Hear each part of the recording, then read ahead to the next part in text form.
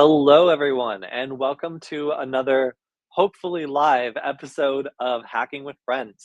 My name is Kody Kinzie. I am a security researcher at Varonis, and today I am relying on the hotel's Wi Fi to do our stream. So let's see how it goes. Is either that or try to use Wi Fi on the floor of Black Hat. And I'm currently in Las Vegas attending Black Hat and most of the time hanging out at the Varonis booth.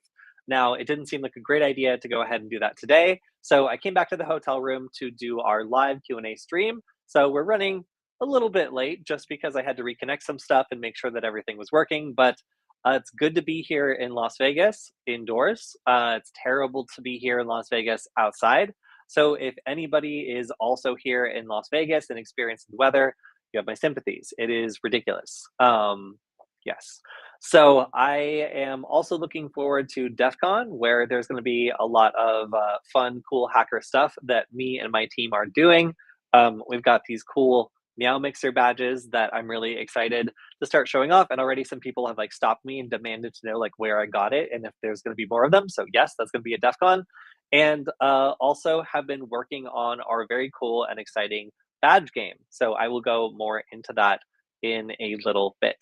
So yeah, it is always the most stressful time of year, conference season, and I've noticed that a lot of the people that go to Black Hat do not actually go to DEF CON. So it's kind of interesting that there's not more overlap, but I can kind of see it in the way that people like dress. Like the people who dress like they're about to, I don't know, go to like a metal show or like otherwise are like prepared to really like go and be out for days at a time. Like that's the DEF CON crowd. And then the people who are dressed like they're there for a business meeting, like that's the Black Hat crowd. And most of the time, there's not a ton of overlap, which is kind of interesting to see that these two conferences are like the same week, and still a lot of people just don't bother to go to the other one.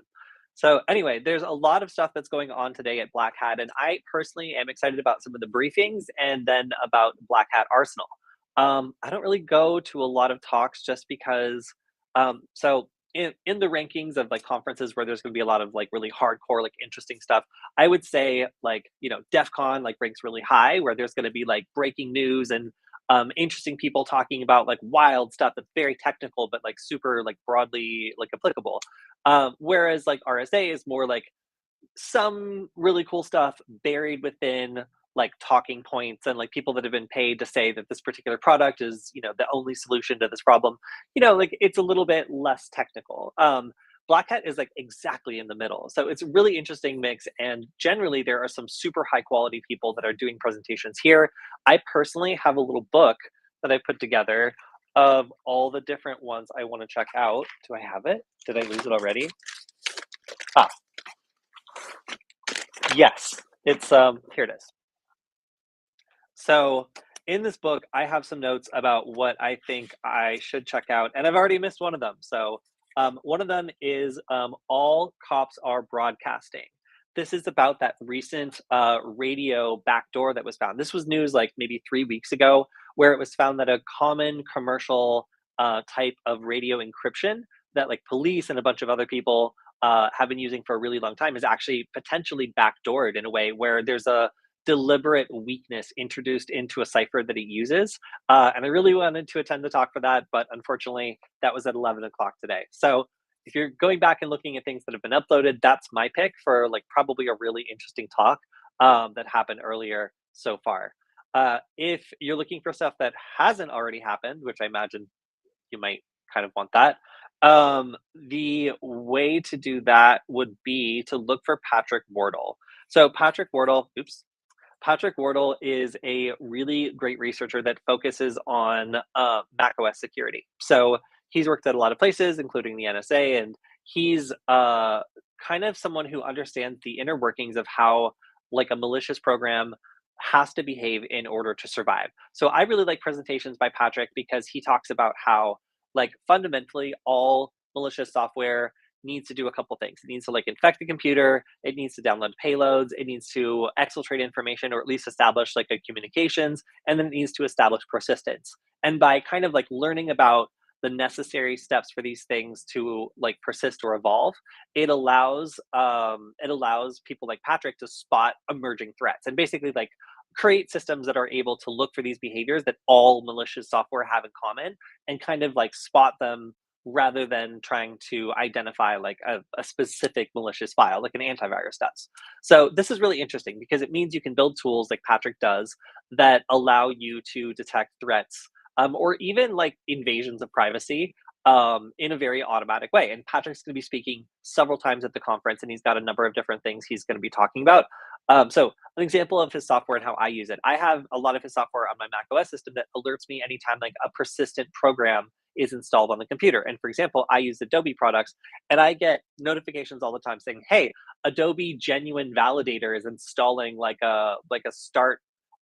Like object or something like it'll be trying to like run every time I turn on my computer. And I'm like, no, block that. It was like, I don't want like a launch daemon or like whatever. That's not necessary. So it's cool to have more control over your computer. And Patrick makes a lot of this great stuff. So anyway, as a great security researcher, I know that he's going to have high quality presentations. So I tend to prioritize this stuff. So I'm going to be trying to check out Nothing But Net, which is him talking about how he uses built-in tools to macOS to do network monitoring. He has a really great tool called Lulu that allows you to detect every time a program tries to connect to something external and tells you what it is. It kind of reminds me of like Little Snitch, if you've ever used that. So learning how those tools work on an underlying level for macOS sounds really cool. There's also breakdown of a supply chain attack against Apple products by Patrick Wardle. That's going to be tomorrow from 11:20 to 12 o'clock. Actually, these are both. Okay, good. These are both tomorrow. So the one today is Nothing But Net, and that's at 3:20 p.m. So I'm going to be checking that out. Another one that I'm going to probably be checking out is designing the NSA code breaking challenge. So this was an NSA challenge that went out and was kind of like a way for people who like codes and ciphers and stuff to test their skills and see if they can break the code for some things that the NSA are maybe going up against in real life. So they like to try to mirror their challenges to like things that they're actually dealing with in the field. So yeah, it's a cool way to kind of see like how they came about, like the challenge that they ended up using, what the reception of it was, and like how they're planning on making another one. So if you're interested in code breaking, if you're interested in ciphers, the NSA code breaking challenge, break down like how they did it, like why they did it that way. Seems like it's going to be really cool, and I'm really excited to see it. So if you're not at the Black Hat conference, I've barely been here. Let me share my screen. So I have taken a couple pictures so far of what is going on, and of course, I am based at the Veronis booth. So currently, we had the state of cyber. Great. We had the state of cybercrime being filmed. I think this was not live, so you guys will. This is a preview of what you guys will see later. But yeah, so state of cybercrime, which is my sometimes co-host Gillian was saying, basically a bigger budget version of the show that I do. So they break down like the really big like cybercrime incidents and explain like why, how, and what happened. So yeah, really cool to see this being live. But I took one look at this and it's just like nobody can get their stuff from our break room while I'm filming this. My stream is an hour and it is so loud there. So that's why I'm coming to you live from the Mandalay Bay Hotel. So a couple other little cut-ins of what this has looked like. So the Ronis booth is super cool. They have this. Oh my gosh, that's so loud. There we go. That was too loud. They have this claw machine, and as you can see, it's kind of challenging. That guy didn't get anything. I was trying to get someone capturing something, but I think I just got like two people being disappointed because I wasn't there for this long. So the claw machine is super fun, and I remember it from RSA. A lot of people really enjoyed it. I'm not going to spoil the plot of the next state of cybercrime, but as you can see, it was pretty cool. And then we also have this miracle of engineering, this screen, which I'm just looking at from the back, but you should.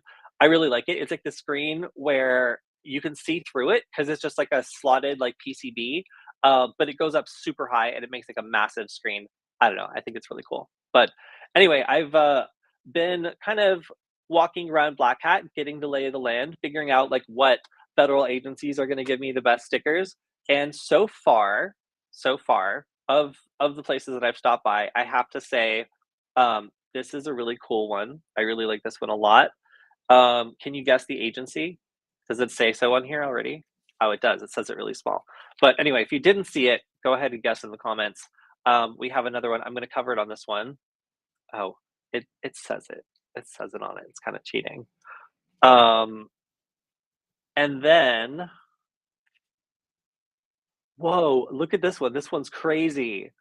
Yeah, so it does say the agency on that, but so far of the federal agencies giving away stickers, I have to say, CISA is swinging all over the place. They've got something for everyone. Like look at this one, amazing.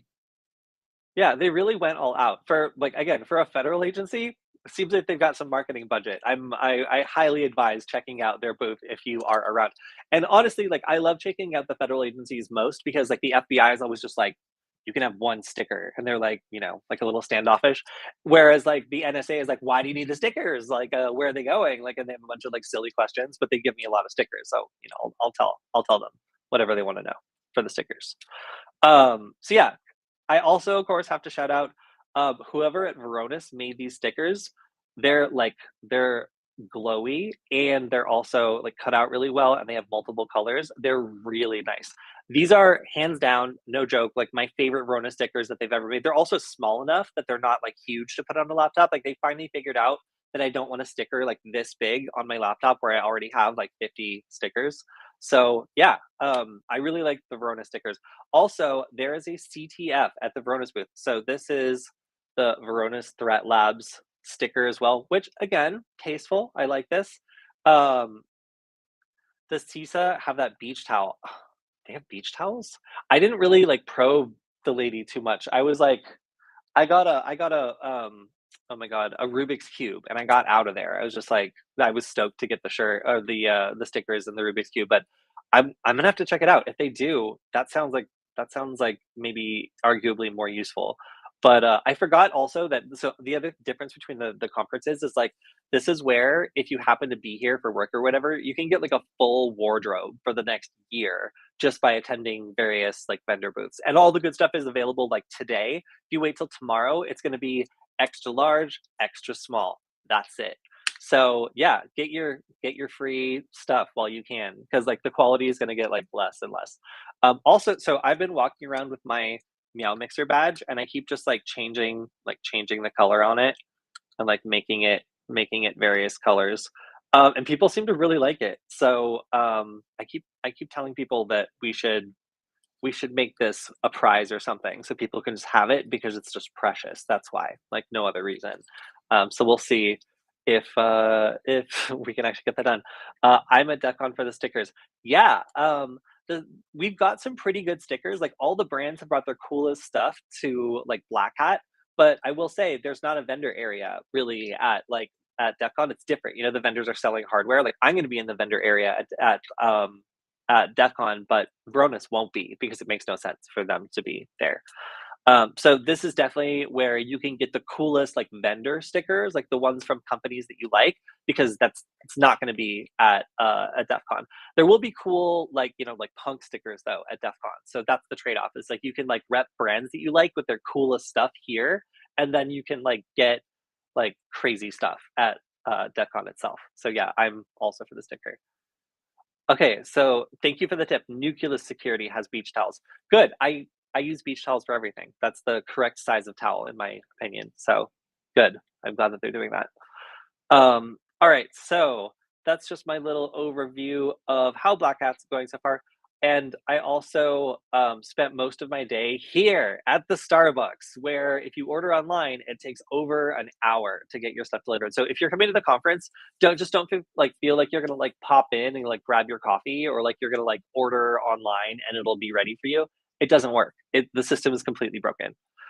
Um, all right, so pretty soon is going to be DEF CON, and I can't wait to do the pilgrimage to Data's uniform as I do every year. One thing to note, though, apparently there was a Star Trek convention or a conference in town like immediately before. They must have been worshiping this thing. But anyway, this is my own personal voyage I take every year. So yeah, I'm looking forward to it. It's going to be a nice DEF CON. Hopefully, I'll see some of you there. Um, I'm also going to be asking trivia questions today. So we've got some people that are going to come in, and also if you want to volunteer at the Verona's booth, we have gift cards actually for people for hackers who want to try out some of these questions. I've come up with some questions that are not easy, not hard, but if you've poked around Kali Linux before, you'll probably be able to, answer them. But they're not that difficult. We basically just want to remind people like what some like good questions are and see if people can remember when asked, at a very busy booth at Black Hat. So if you want to come by, I will be there. You can also ask Killian. He is my co-host on the Security Forward stream on Fridays. He will also be there. So make sure to stop by, say hello, tell us that you like the stream. And if you want to answer a question, if you think you can answer it right, we won't show you answering it wrong, but we'll just cut around that if you do answer it wrong. So don't worry. But yeah, you can stop by, and we have some gift cards for people who are willing to come on and take a little trivia quiz. But I asked people what their favorite challenging trivia to ask a hacker would be. If you were trying to like kind of stump someone, like what kind of question would you ask? And I came up with some pretty good ones. I don't want to give them away because you might be the person that comes in and gets asked. But one of them that I may ask is, what is a pixie dust attack? So this is like a specific like Wi-Fi attack. It's like pretty specific, but it also works so good that like you should really know what this one is. So yeah, I have a whole list of questions like this. And if you want to try to like get through a good amount of them, then we would love to have you over at the booth.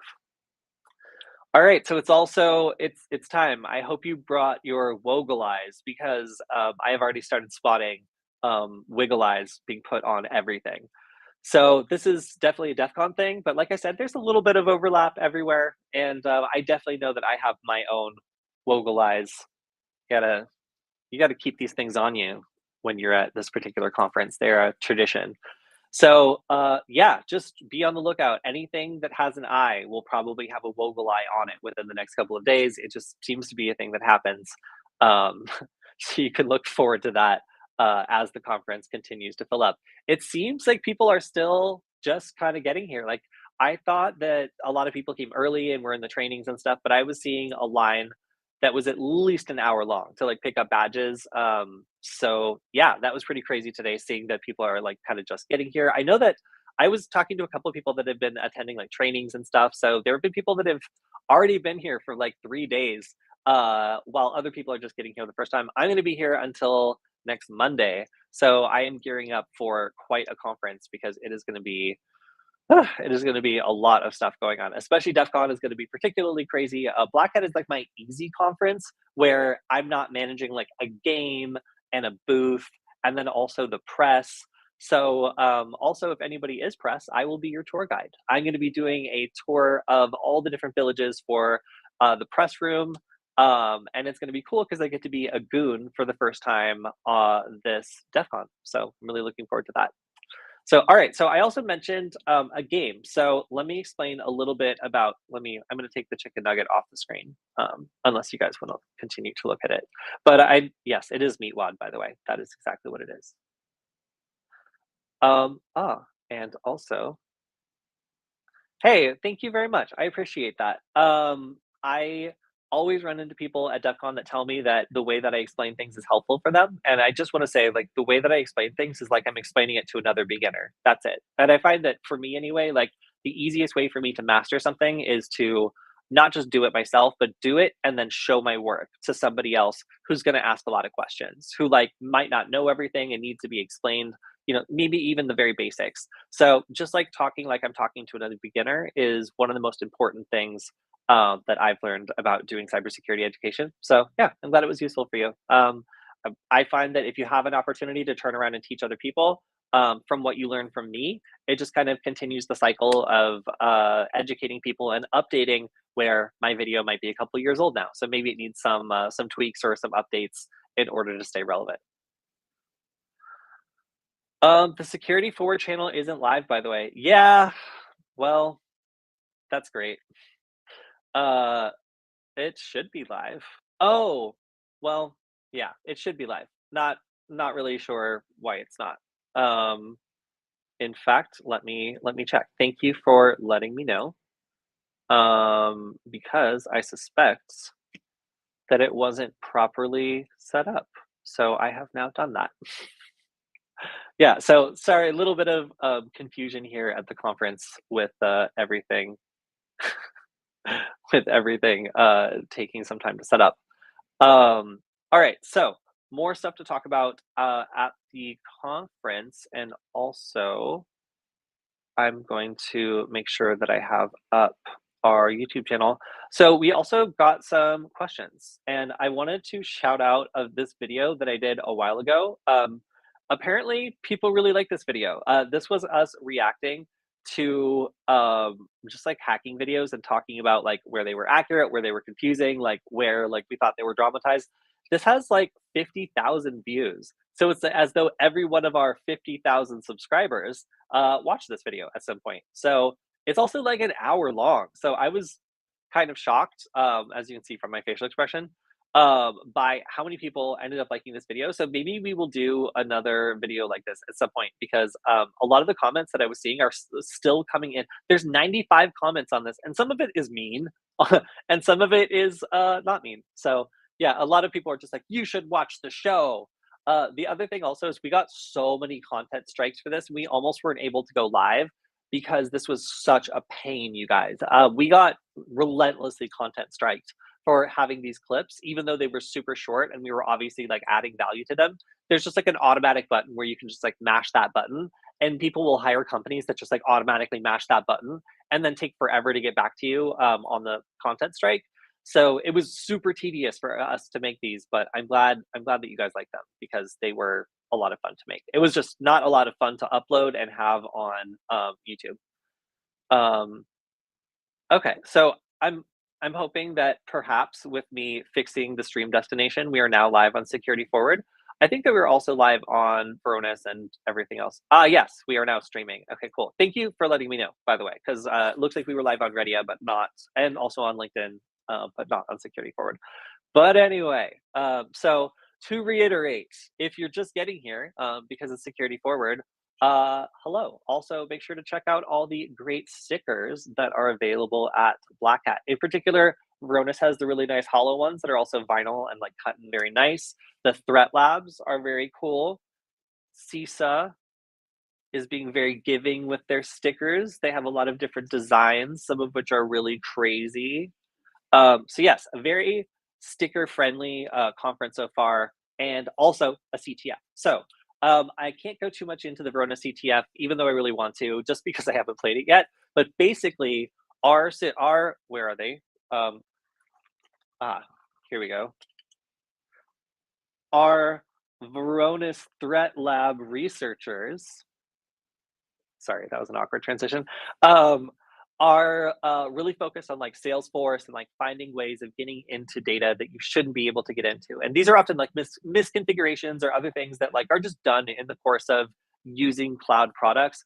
And they're setting up a CTF where you can actually have a real site that you can access from your computer, your phone, whatever, and go in and find like exposed data the way that they have been finding exposed data in the wild. So it's an opportunity to take a look into how some of these companies that have all these different cloud services end up like having these big leaks where something is just exposed, or like the way that it's set up like allows somebody on the outside to just get access to it. There are prizes for it, and I believe it is relatively easy to play. So I think that I'm going to do a video just on like playing it and maybe upload that to the channel. Let me know if you want that because I really want to do that. And they're using Burp Suite, which is a paid product, and they're like, yeah, you can just do it free with the free version. I'm like, I'm not brute forcing anything with the free version of this. Like that sounds awful. So yeah, like it does. No, I'm not going to do that. But I will use OWASP Zap and then show you guys how to do it too. So you can play. There's 3 different levels to the CTF. I'm going to do the first one, which is the one that's easiest and basically is like a giveaway. The other 2 are for you guys to figure out.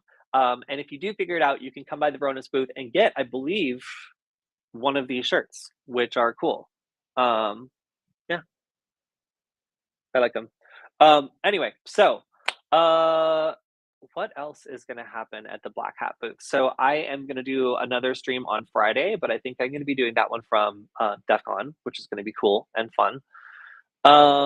And yeah, okay. So other questions. Hello, everyone.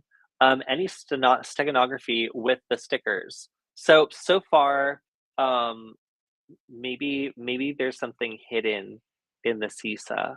I'm not sure. I feel like maybe the position of the traces or something. Maybe there's binary in there. I don't know. So maybe, maybe so far. Um, I haven't seen anything yet to make me suspect it, but I would love to see some, like, hidden QR codes where you have to hit it with a certain, like, color of light, and then you can scan, like, the QR code because it, like, emerges from the interference. Like, something like that would be, like, really cool. I kinda like yeah, now I wanna start, like, shining a light with different colors on, like, on the stickers I get and, like, see if anything interesting emerges. Ugh, also, you guys, my back hurts so bad already. Just hauling around this heavy bag full of like batteries and laptops and computers and whatever, just it sucks. Like this is going to be one of the worst weeks for my back of all time. Um, let's see. Do OMG cables work with adapters? So I got a USB-C OMG cable and a lightning adapter. Will it work on iPhones? Typically, when I've used those before, the active end, as it were called, like, has to be facing, like, directly and, like, plugged directly into the computer. So you can have adapter after it, but not before it. I don't really use, OMG products, so I couldn't really tell you for sure. I'm sorry. I would say, like, I wouldn't be surprised if there were issues with it, because I'm not sure if it's gonna be able to translate its little magic through an adapter reliably. But, it's one of those things where you'd have to experiment and try. Sorry. As I said, I don't really use them, so I couldn't be the authority on that. Any more videos on the ESP8266? Yes, we will do more videos on the ESP8266. This puny little Wi-Fi chip has been around, it feels like forever now, but it's still kicking, and there's lots of stuff it can still do. So, we are gonna be selling a bunch of them at, DEF CON, at the Hacker Warehouse booth, and there's all sorts of cool stuff you can do with these little chips. Of course, like, we've moved on for some of our, like, flagship stuff now to, the ESP32, S2 and S3.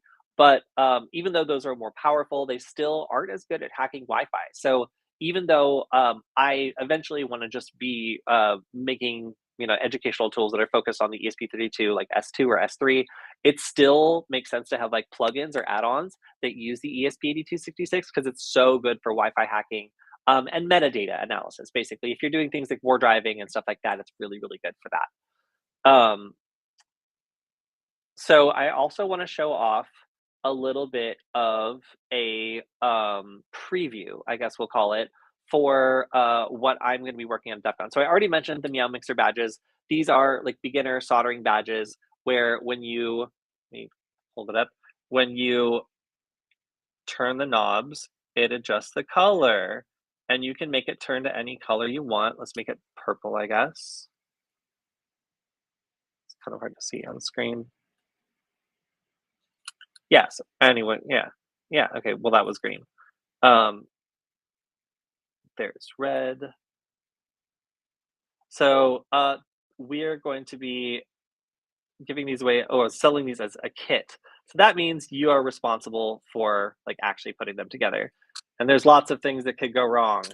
But they're super cute, and there is this new village called, or at least I hope it's still there this year, called the, like, Soldering Skills Village. And basically what happened is, like, lots of people ended up selling beginning soldering kits and, went and tried to go to the hardware hacking village, and they were like, no, stop. Like you're taking all of our soldering irons and like you don't what's going on? Like why do you not know how to solder? So they created this new thing called the Soldering Skills Village, which is supposed to teach people how to like solder their first badge and stuff like that. So that would kind of be the idea for that sort of thing.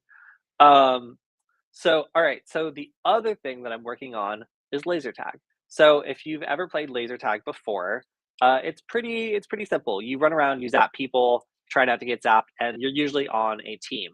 So I decided, I've been part of projects before that do something kind of similar with electronics, but there were some limitations. Like for example, there was no screen.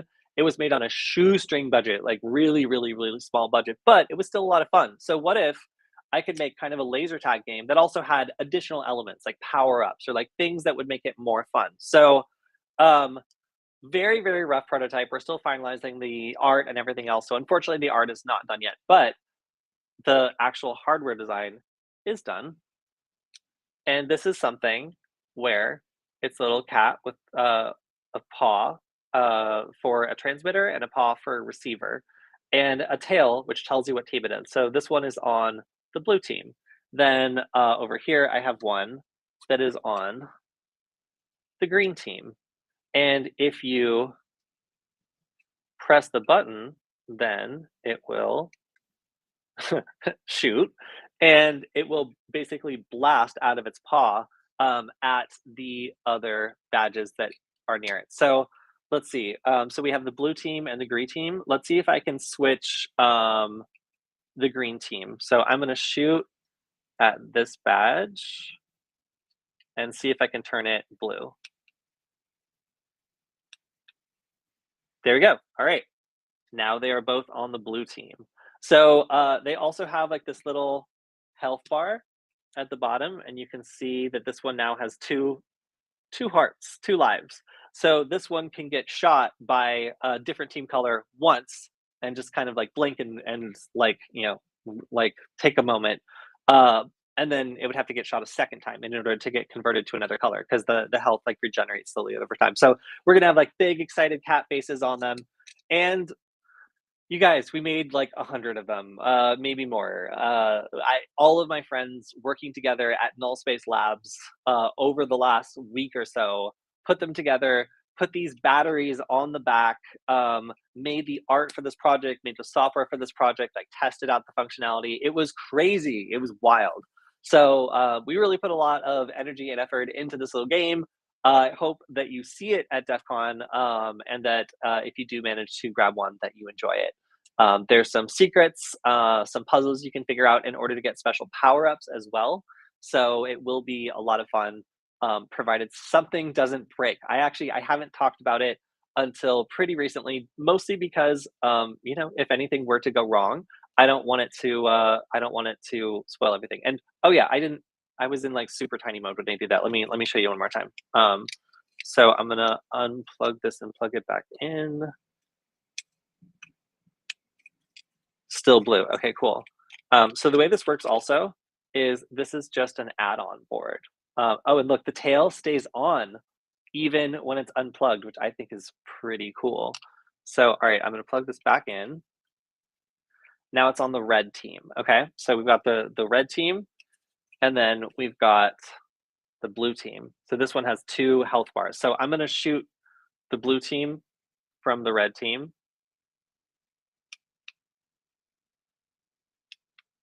Oh, and you can see it got bonked.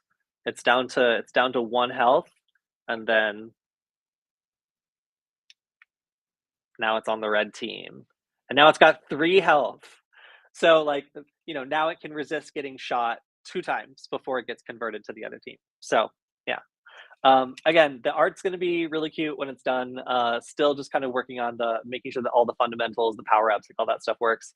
But yeah, it's going to be really cool. So stop by the Hacker Warehouse booth if you're at DEF CON so you can check it out, and hopefully people enjoy the game.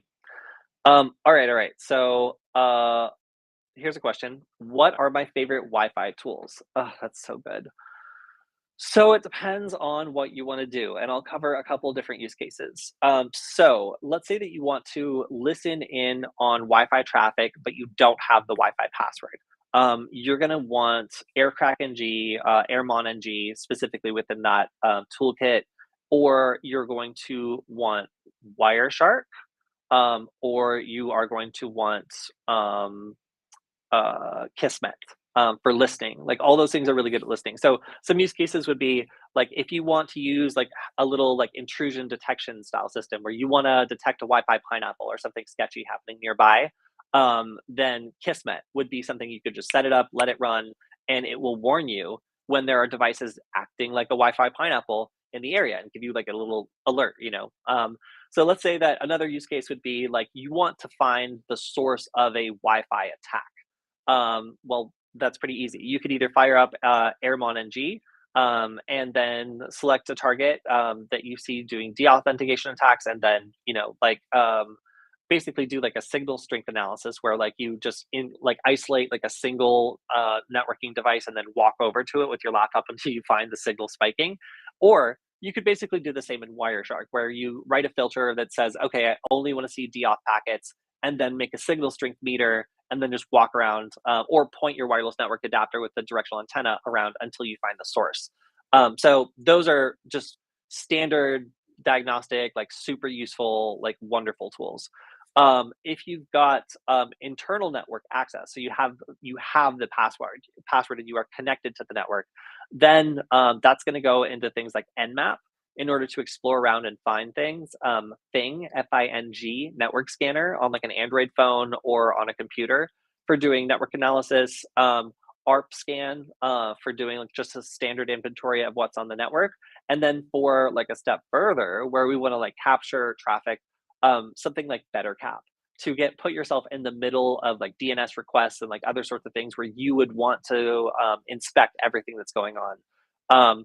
And then again, Wireshark comes right back around where you can do things like inspecting DNS requests with Wireshark. So I would say of all the things, internal versus external, Wireshark is pretty high on my list. It can be used for most of the things that I'm interested in, be it capturing handshakes or network traffic analysis or like looking at for like interesting DNS requests. Like you might need some like, you might need to like do better cap and then Wireshark to like route the traffic through you via DNS spoofing or yeah, via like spoofing and then like, um, once you've got like ARP spoofing enabled, like be able to like look at traffic.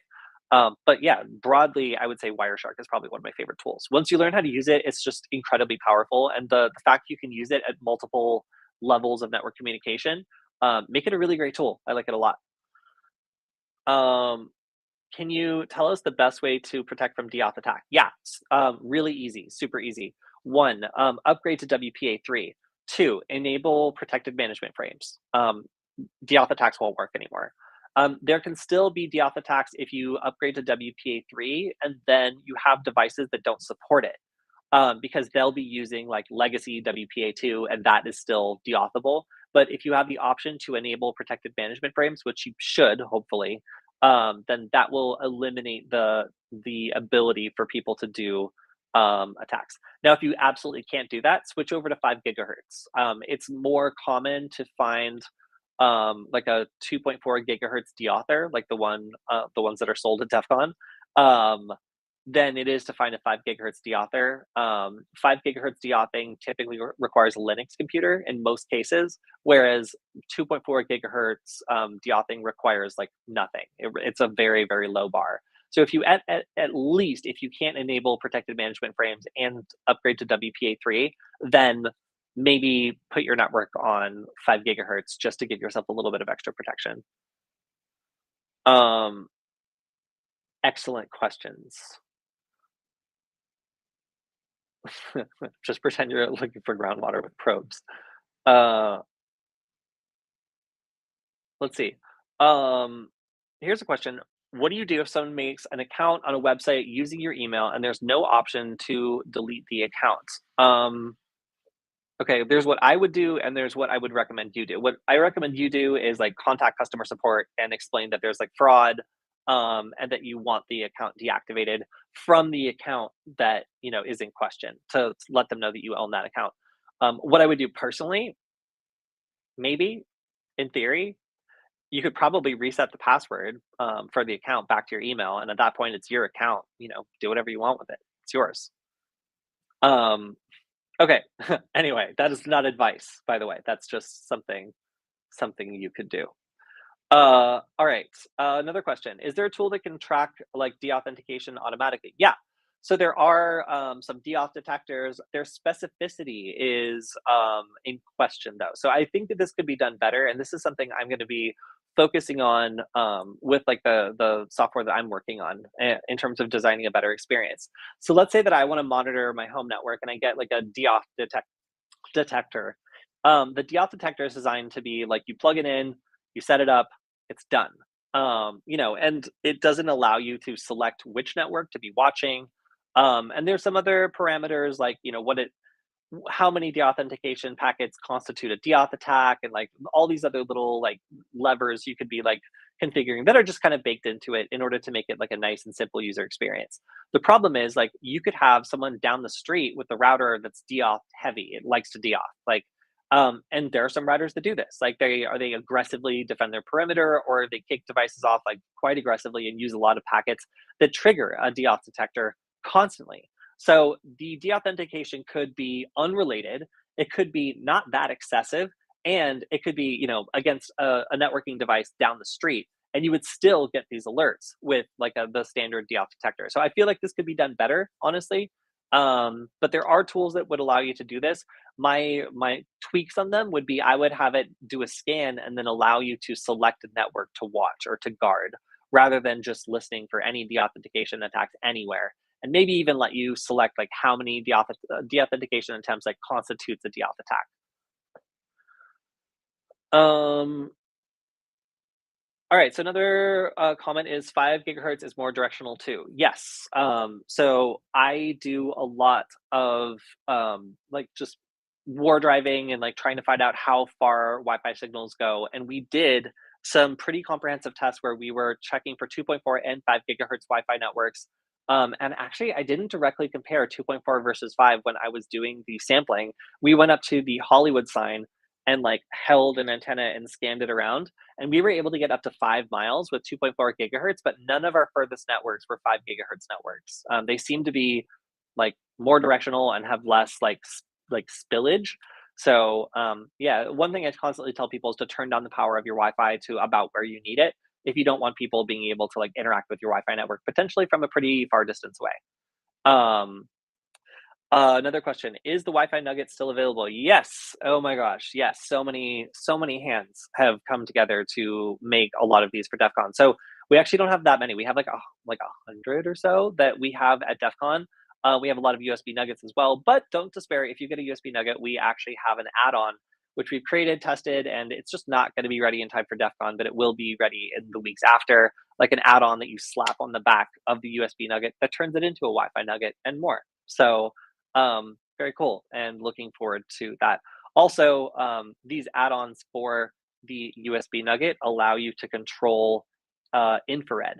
So it's got a LiPo battery, so it can be charged. A lot of people last year were like, "Why doesn't it have a battery?" And we're like, "Because it's like a USB rubber ducky with like a screen and like a web interface. Like it's not supposed to be like, what is it like? Why would it have a battery? It doesn't make sense. It has to be plugged into something to work." And people are like, all right, fine.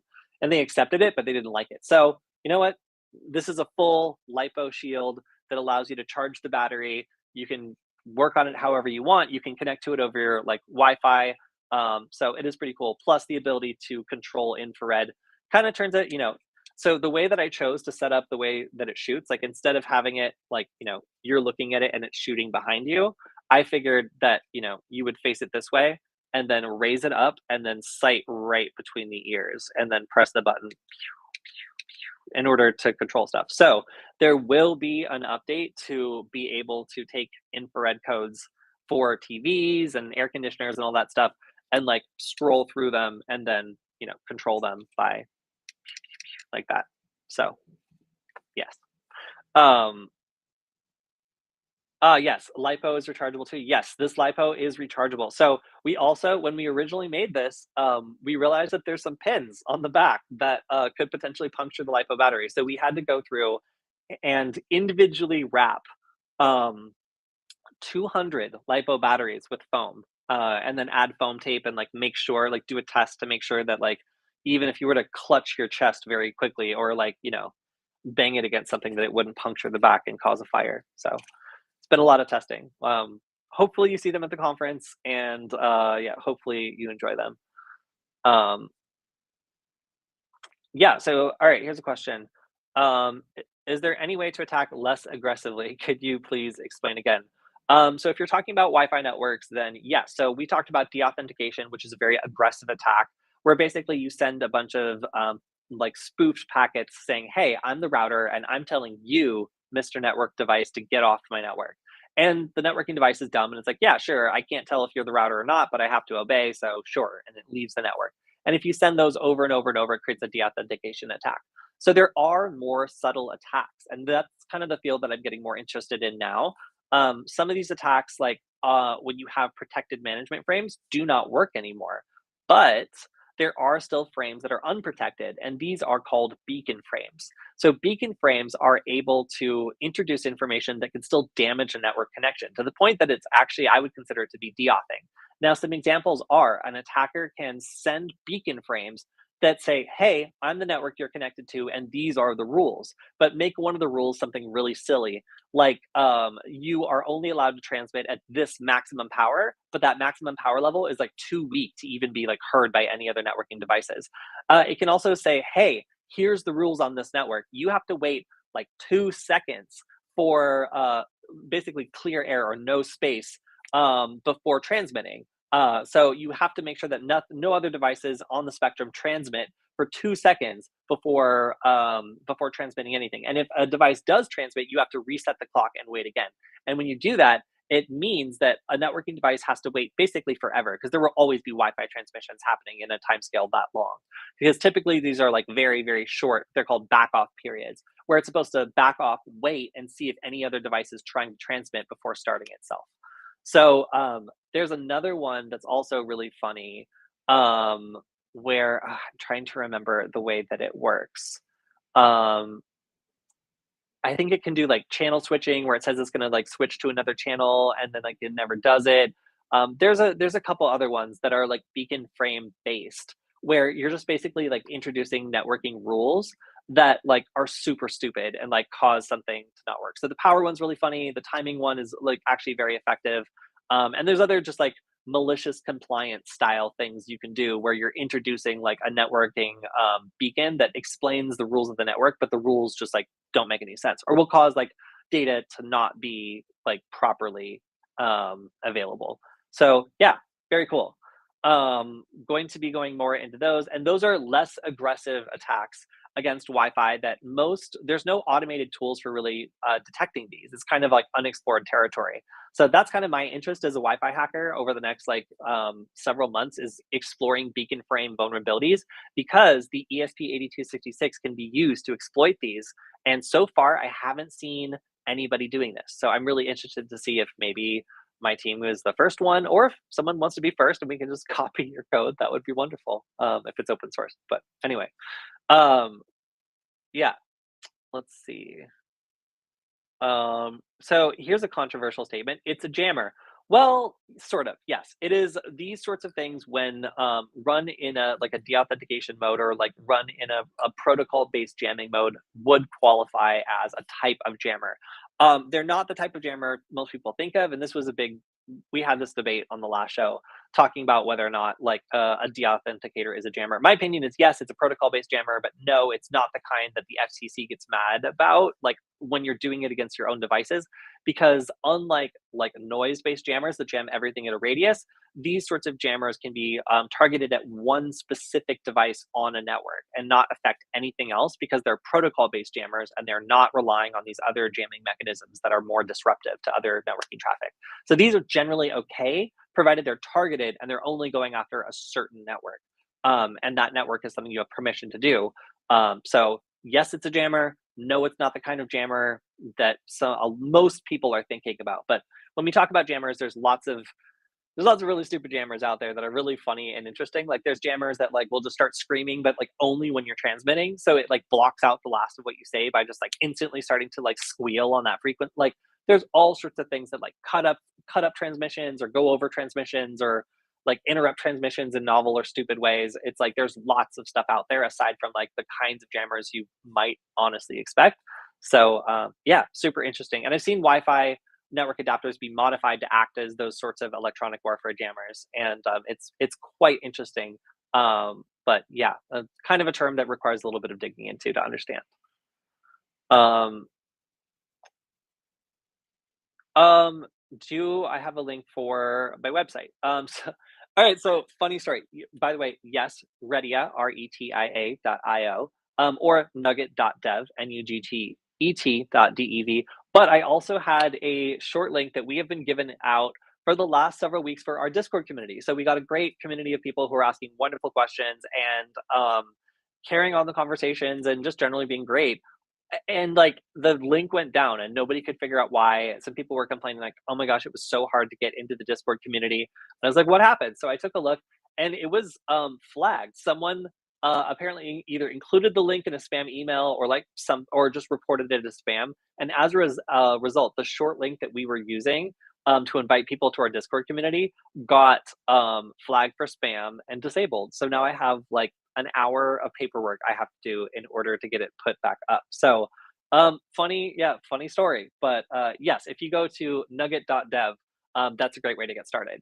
Whether you have a nugget or if you want to get one, that has been our hub, and hopefully it doesn't get taken down. But yeah, the nugget.lol site that I was using to send people to our Discord community, at least has been temporarily disabled. So yeah, I didn't even know that like if you just like flag things to certain third party, like really like Craigslist looking, like spam lists, like it causes like a week of downtime because these agencies are really slow and they don't get back to you like on any reasonable time scale. So yeah, it's crazy. Oh, well, thank you very much. I'm glad you like it. We're going to be doing even more content on kind of like the null byte style stuff, like teaching more specific like how to's, and yeah, looking forward to doing more stuff kind of like null byte in the future. So glad you liked it.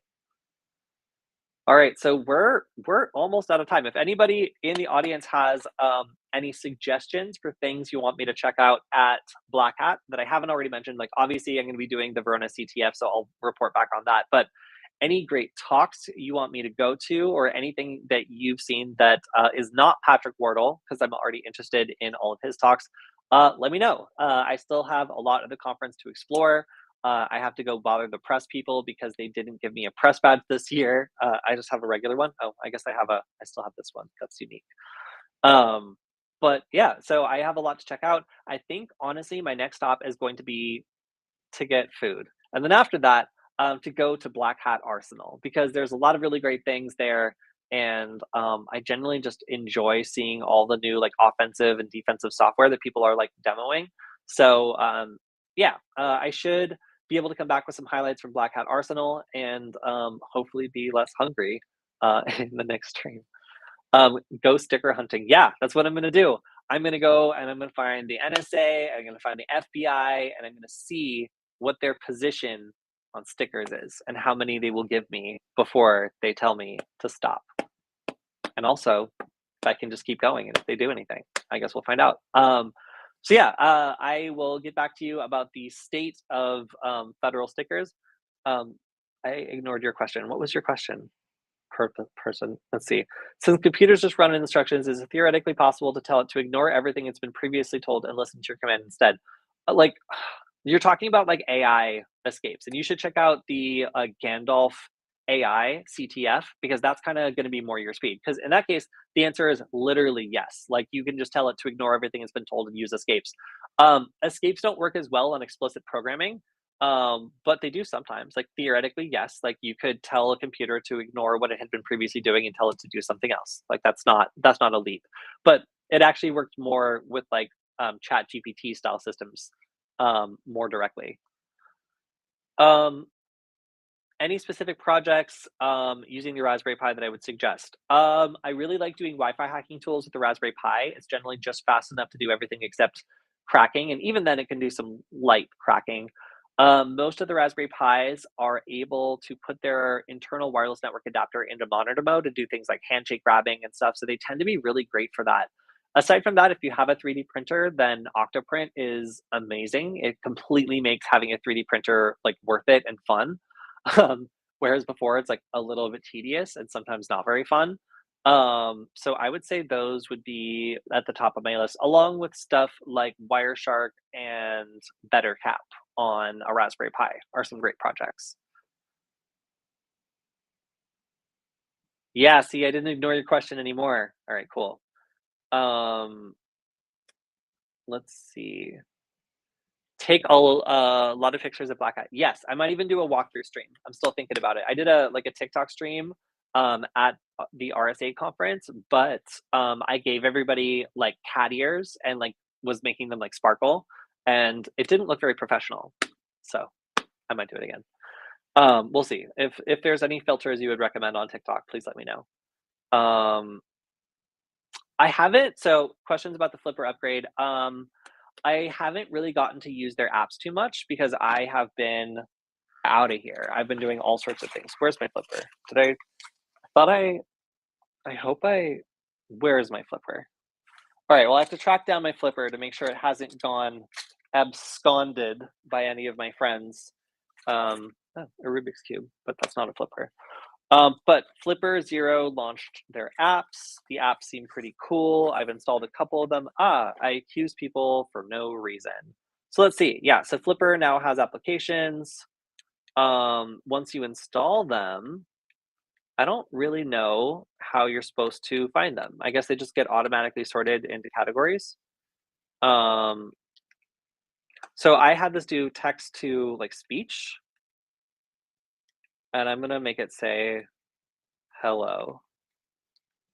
And if it does nothing, I'm gonna be disgusted. Hello? Ah! Oh my gosh, did you hear that?